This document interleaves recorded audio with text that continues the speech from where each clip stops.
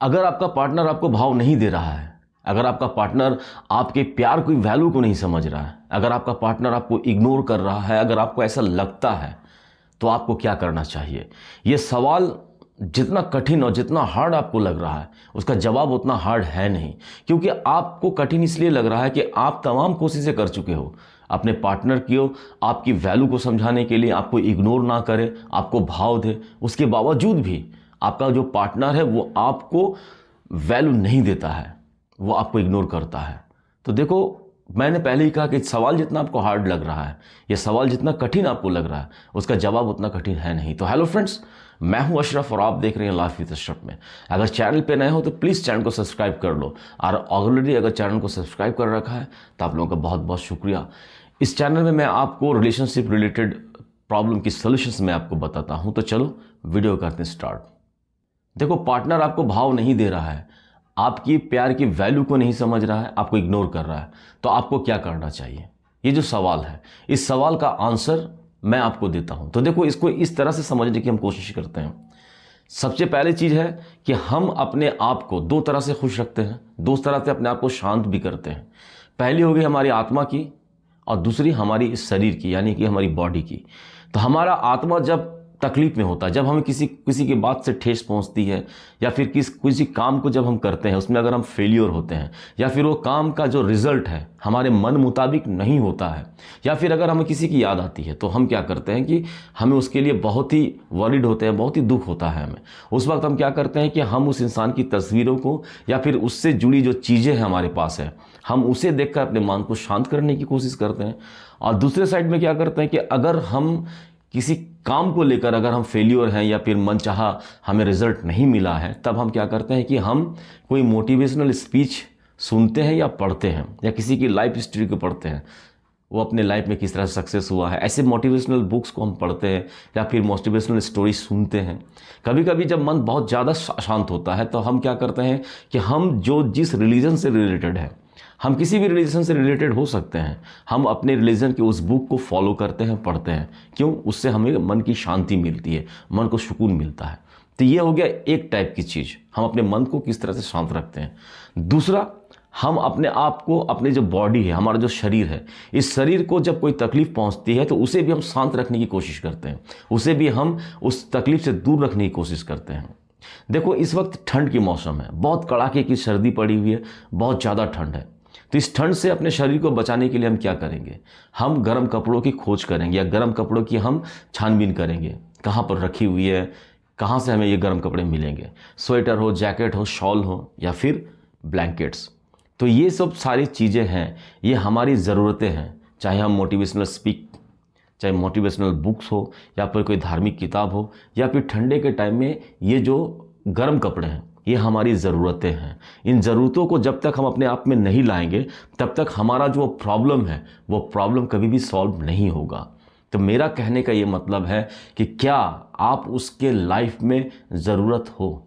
अगर आपको लगता है कि आपका प्यार ही उसके लाइफ के लिए ज़रूरी है, तो आप गलत हो। क्योंकि अगर ऐसा होता कि आपका प्यार ही उसके लाइफ में ज़रूरत है, तो वो कभी भी आपको इग्नोर नहीं करता, कभी भी आपकी प्यार को, वैल्यू को अनदेखा नहीं करता, कभी भी आपको भाव देना बंद नहीं करता। लेकिन वो इंसान ऐसा नहीं कर रहा है, तो कहीं ना कहीं आपका प्यार काफ़ी नहीं है। तो आपको अपने आप को वैल्यूएबल इंसान बनाना होगा, आपको अपनी पर्सनालिटी को डेवलप करना होगा, आपको हर वो कोशिश करनी होगी उसे रिझाने से, उसे मनाने से बेहतर है कि आप अपने अंदर झांको, अपने आप को देखो, और ये महसूस करो कि आप उसके लाइफ में ज़रूरत नहीं हो। किसी भी एंगल से आप उसके लाइफ की ज़रूरत नहीं हो। तो सबसे पहले अपने आप को ज़रूरी बनाओ, ये तुम्हारी पहली काम है, ये तुम्हारा पहला काम है। अपने पार्टनर के लिए अपने आप को ज़रूरी बनाओ, अपनी पर्सनालिटी को डेवलप करो, अपने आसपास के लोगों से ज़्यादा मिलो, जिससे आपको कुछ नॉलेज हो। आप ज़्यादा करके अपने पर्सनालिटी को डेवलप करने के लिए क्या कर सकते हो उसके बारे में सोचो, ना कि उस इंसान के बारे में जो आपको वैल्यू नहीं दे रहा है। तो जब आप ज़रूरत बन जाओगे किसी की, तब वो इंसान आपकी वैल्यू करेगा, आपके प्यार की वैल्यू करेगा, आपको इग्नोर नहीं करेगा, आपको भाव भी देगा। तो ये फर्स्ट थिंग है। दूसरी चीज़ क्या है कि ज़रूरत तो है, कभी कभी ऐसा होता है ना कि ज़रूरत के सामान है हमारे पास, वो चीज़ हमारे लिए बहुत ज़रूरी है, लेकिन वो बहुत ज़्यादा अवेलेबल है हमारे पास। सपोज टू बी, आपने अभी भरपेट खाना खाया, और खाकर आपका पेट अभी पूरा पूरी भरा हुआ है।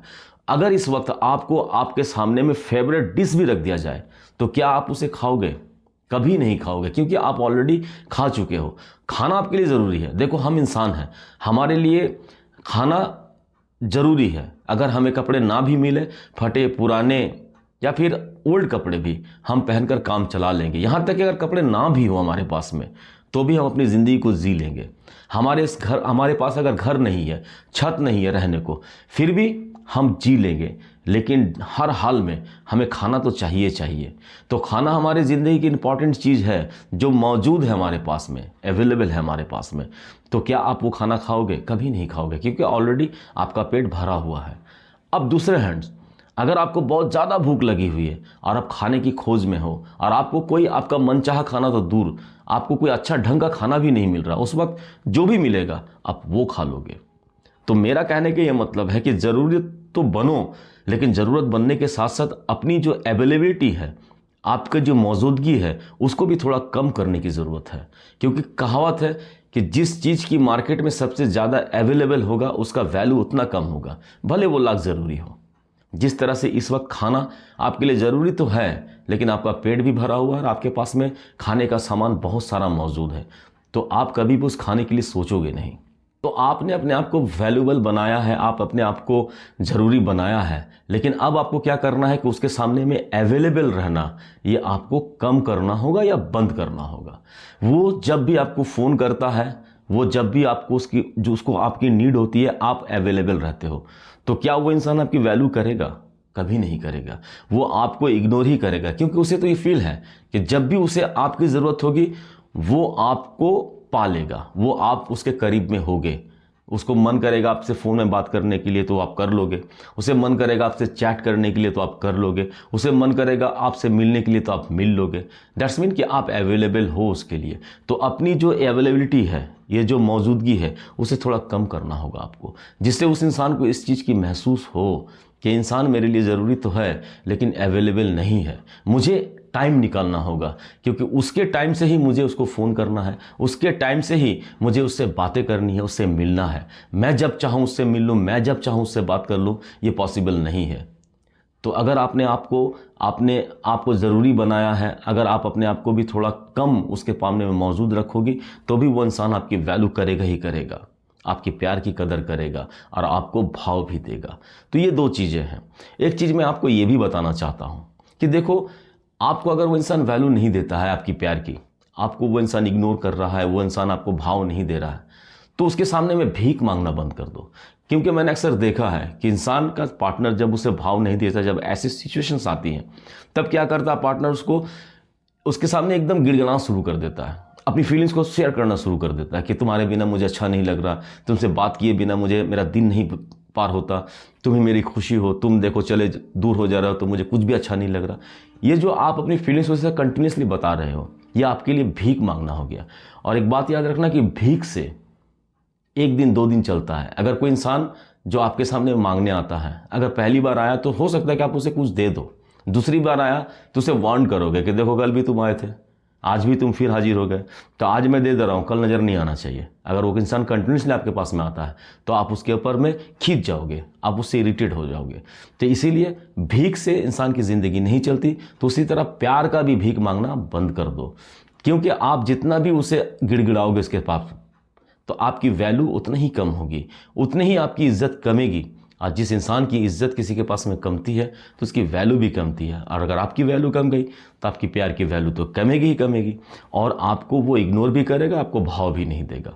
तो ये कुछ बातें हैं जिसे अगर आप फॉलो करेंगे, जिसे आप अगर मान लोगे, यूटिलाइज कर लोगे अपने लाइफ में, तो मुझे 100% उम्मीद है कि वो इंसान जो आपको इस वक्त में भाव नहीं दे रहा है, वो इंसान जो आपकी प्यार को वैल्यू को नहीं समझ रहा है, वो इंसान जो आपको इग्नोर कर रहा है, वो कभी भी ऐसा नहीं कर पाएगा।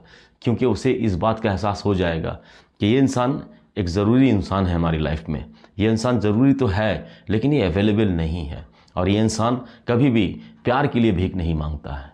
तो ये चंद बातें थी जिसको अगर आप फॉलो करोगे तो आपकी लाइफ में जो प्रॉब्लम चल रही है ये प्रॉब्लम का 100% सोल्यूशन निकल जाएगा। उम्मीद है कि ये वीडियो आपको अच्छा लगा होगा। अगर ये वीडियो आपको अच्छा लगता है तो एक लाइक कर देना, एक प्यारा सा कमेंट कर देना, अपने दोस्तों के साथ भी शेयर कर देना जो इस तरह से प्रॉब्लम को फेस कर रहे हैं, या फिर अपने उस पार्टनर को भी शेयर कर देना जो पार्टनर इस वक्त आपको इस तरह से ट्रीट कर रहा है, ताकि उसको भी समझ में आ जाए कि आप ये सब चीज़ें जानते हो जो आप यूटिलाइज नहीं कर रहे हो।